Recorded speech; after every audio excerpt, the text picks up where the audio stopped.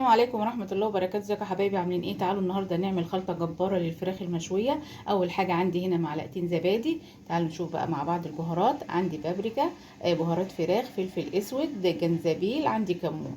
نحط كله كده على بعضه. نبدأ كده نخلط. عندي كمان معلقة ملح.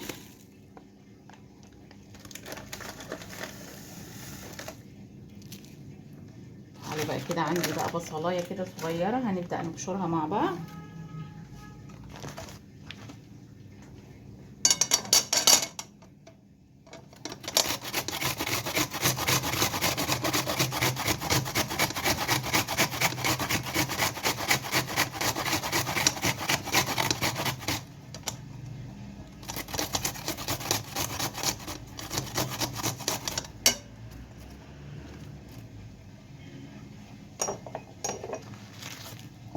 كله كده مع بعضه.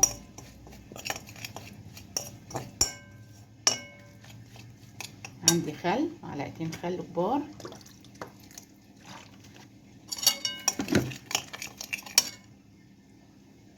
عندي بقى هنا صلصة. لو عندك صلصة، عندك صلصة طماطم زي ما انت عايزة، او صلصة تكون متطبخة ماشي، او طماطم تكوني ضربها كده في الخلاط، هتديكي ايه طعم حلو قوي ولون حلو قوي للفراخ. اهو نجيب بقى الفراخ بتاعتنا.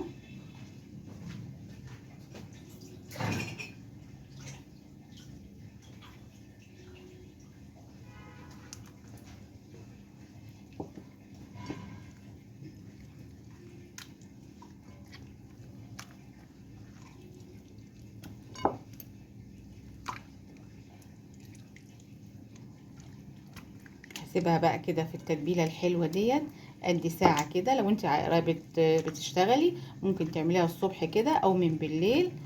خلطه جميله، والفراخ هتبقى عامله زي ما تكون مشويه بالظبط كده من بره.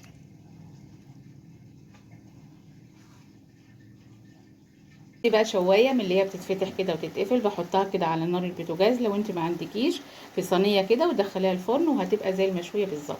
انا كده اديت للفراخ بتاعتي صدمه. شايفين اللون يا جماعه؟ اللون عامل زي المشوي بالظبط.